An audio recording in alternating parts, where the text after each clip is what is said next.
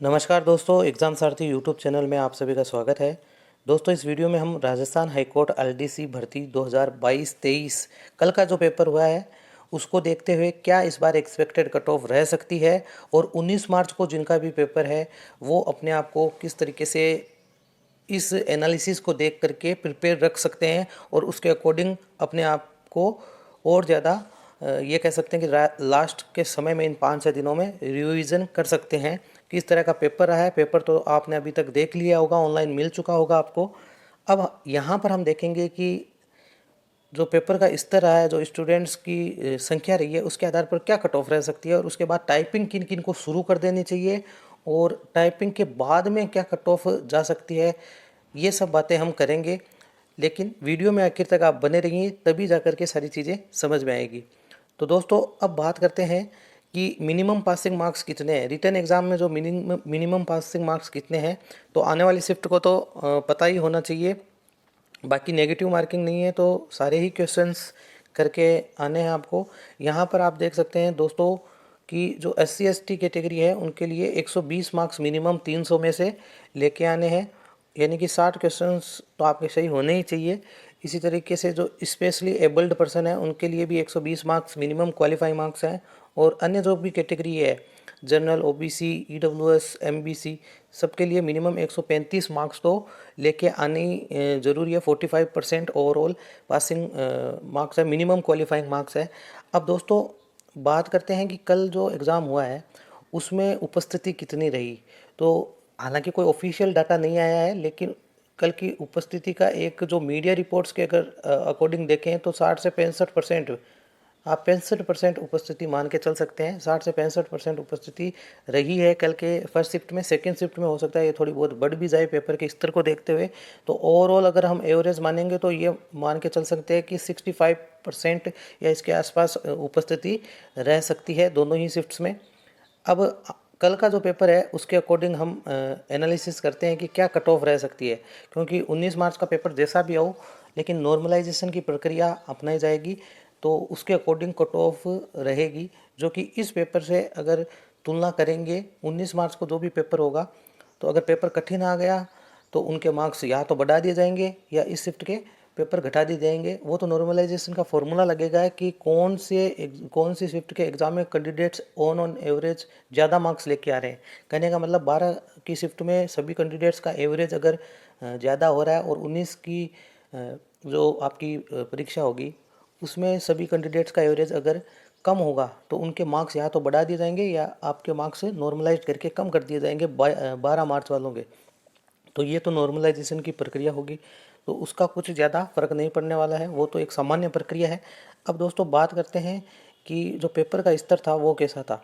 Paper का स्तर दोस्तों इजी टू मॉडरेट आप कह सकते हैं, और वैसे देखें तो पेपर इजी ही था, खाली थोड़ा सा उसमें ये था लेंदी था, क्योंकि ऑप्शंस के अंदर जो है आपको जैसे हिंदी के क्वेश्चंस थे, आपने पेपर दिया तो आपको मालूम ही है, हिंदी के क्वेश्चंस में एक ही क्वेश्चन में जो ऑप्शंस दिए हुए थे वो लेंथी थे, उनमें आपको बार बार जो शब्द ज़्यादा दे रखे थे उनको चेक करना पड़ रहा था। तो हिंदी में थोड़ा टाइम कंज्यूमिंग था, इंग्लिश में टाइम कंज्यूमिंग था, और जीके में बिल्कुल भी इतना कोई टफ क्वेश्चन नहीं देखने को मिला, तो शायद ही कोई अलग से कुछ आ गया हो। सारे ही क्वेश्चन लगभग पिछली भर्ती प्रक्रियाओं में पूछे जा चुके हैं या नॉर्मली आपको गाइड्स में मिल जाते हैं, ऐसे ही क्वेश्चंस पूछे गए थे, कोई अंदरूनी क्वेश्चंस नहीं पूछा गया था।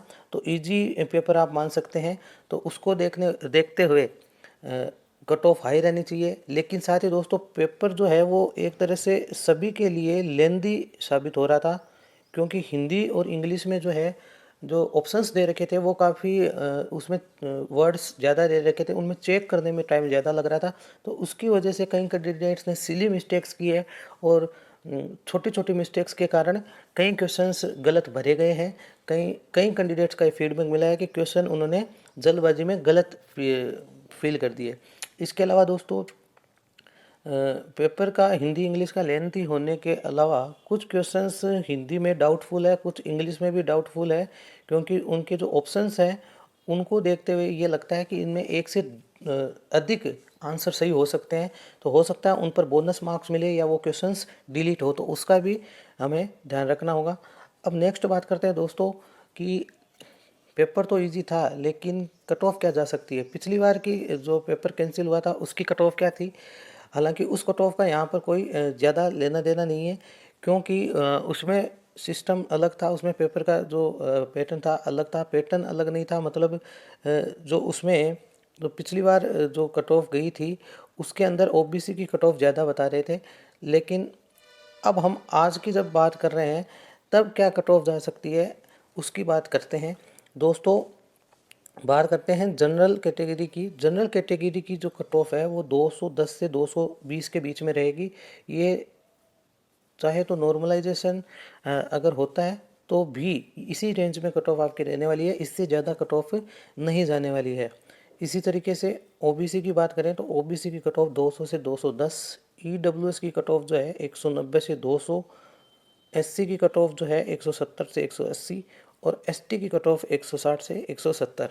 तो दोस्तों, अगर इस रेंज में आपकी कैटेगरी अनुसार मार्क्स बन रहे हैं तो आप सेफ हैं और आपको टाइपिंग के लिए तैयारी शुरू कर देनी चाहिए। टाइपिंग के लिए तैयारी शुरू कर देनी चाहिए। और जो जस्ट कट ऑफ क्वालिफाई कर रहे हैं कैंडिडेट्स, क्योंकि 27 और 56 पोस्ट ही हैं, तो उसके अकॉर्डिंग देखते हुए एलडीसी 2018 जो आरएसएम एसएसबी वाला था उसमें 11 से 12,000 वैकेंसी थी, उसमें भी कट ऑफ जो है हाइयर गई थी। यानी कि जो फाइनल कट ऑफ है वो 400 में से जनरल कैटेगरी की लगभग 325 के आसपास गई थी, ओबीसी की 315 गई थी, या हाँ 315 ओबीसी की थी और जो जनरल कैटेगरी की 320 या 320 के 25 के आसपास थी। तो उस कंपटीशन को देखते हुए अगर यहाँ पर भी देखा जाए तो कट ऑफ जो है वो इस वजह से हाई जा सकती है, क्योंकि टाइपिंग के लिए जो कैंडिडेट्स क्वालिफाई किए जाएंगे, बोर्ड जितना भी जो हाई कोर्ट की तरफ से जितने भी 15 गुना या 5 गुना या 10 गुना को बुलाया जाता है, तो वहाँ अगर देखा जाए तो कट ऑफ आपकी टाइपिंग के लिए हाई जाएगी। अगर आपके इस रेंज में मार्क्स आ रहे हैं और 210 के आसपास मार्क्स आ रहे हैं जनरल कैटेगरी में, तो आपको टाइपिंग में मेहनत करके 100 मार्क्स लाने का प्रयास करना है। 100 में से 100 मार्क्स आ भी जाते हैं अगर आप तैयारी करते हो, टाइपिंग अच्छे से करते हो।